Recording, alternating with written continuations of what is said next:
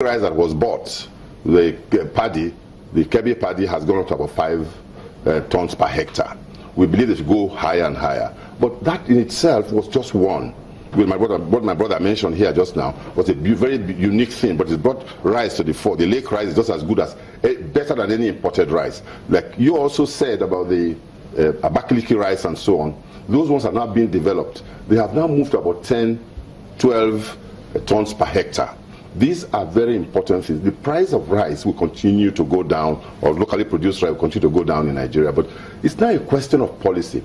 Does the government have the courage to do those things that will encourage this value chain to really take off? The value chain means that, first of all, the rice farmers should be put in clusters. That means in cooperatives. They are easier to deal with. Number two, you must have the rice mills very close to the growing areas to reduce transporting paddy rice. Thirdly, removing the rice from the rice mill should be done by, especially, thank God, the rail is beginning to operate in some strategic areas, in economically strategic areas in Nigeria. Rail should be the main avenue of moving the rice to the south. Remember that the population of the south eats a lot more rice than the population of the north, because they have more variety of food that they eat. Now, most northerners will eat rice through tuwo and so on and so forth. But we have the value chain, even in the south, has been built around imported rice. And those people, some of the biggest companies and the highest profit-making companies in Nigeria today are the rice importers, who themselves are just beginning to realize that they need to start growing rice in Nigeria, but they are coming in late. So the value chain itself is developing. Why would they want to grow when they can empower those farmers to grow and they buy from those farmers? But there are also problems there. That's part of the issue. If you don't put these farmers together in clusters, you walk to these farmers. These are usually illiterates, and they're in scattered villages. You give them money they have never seen before. They will now start thinking of things they never thought of before as progressive in their lives. They could divert the money. Or you give them that money and the price of paddy goes up.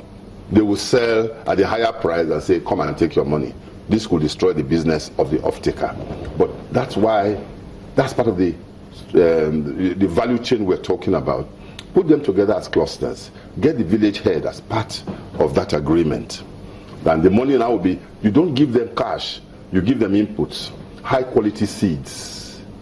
You help them to develop their land. Not organically, not the modified ones. No. When you say high quality seeds, it doesn't have to be, yes. It doesn't have to be. And then you now give them the right type of inputs to the soil.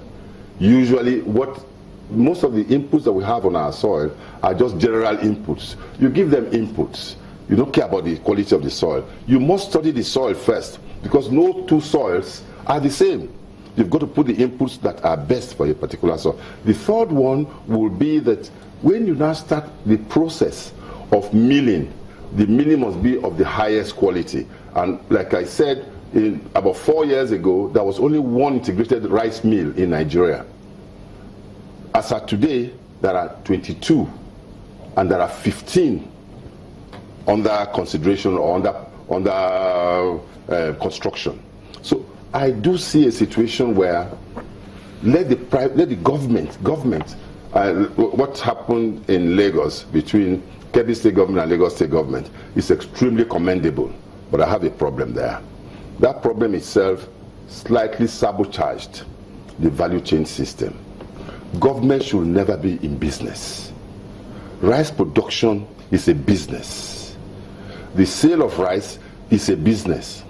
And to come up at this time and say to people that you will sell rice at 12,000 naira per bag, when we know that the cost of producing rice is somewhere around 16,000, 17,000 naira, it discourages private sector people from going into it.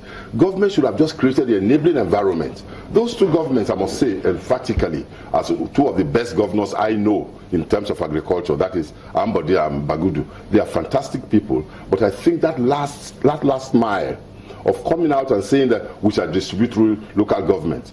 What local government is trained to be a trader? You have already now created something in the minds of people. Government has free rice they are distributing. the shortage between the cost and the selling price, who bears it? The taxpayer. That is bad for business.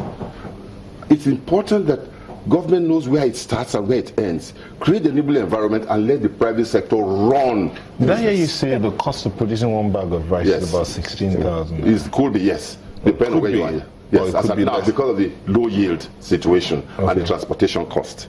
Transportation cost is very high.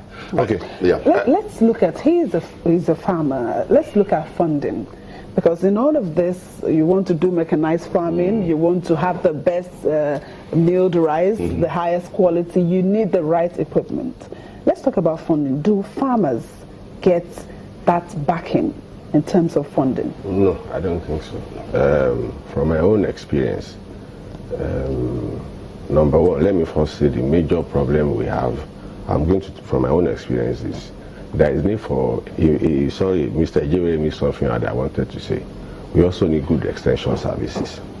Now, the issue of extension services is very germane because, you know, I mean, if you look at way back, there are farm settlements in different local governments. And if you go to these farm settlements, you hardly see any extension service officer that will assist you. Now, what government is doing is like winking in the dark. There are a lot of government policies that are fantastic, like he said, but never get to those people in the rural area because, I mean, the work of extension services is to take what is from the research area, take it to the farmers, and the feedback from them, you give them so that there can be synergy, whatever is missing and all that. That is where the funding comes in. We are told that Bank of Industry and the Bank of Agriculture have been capitalized by 15 billion.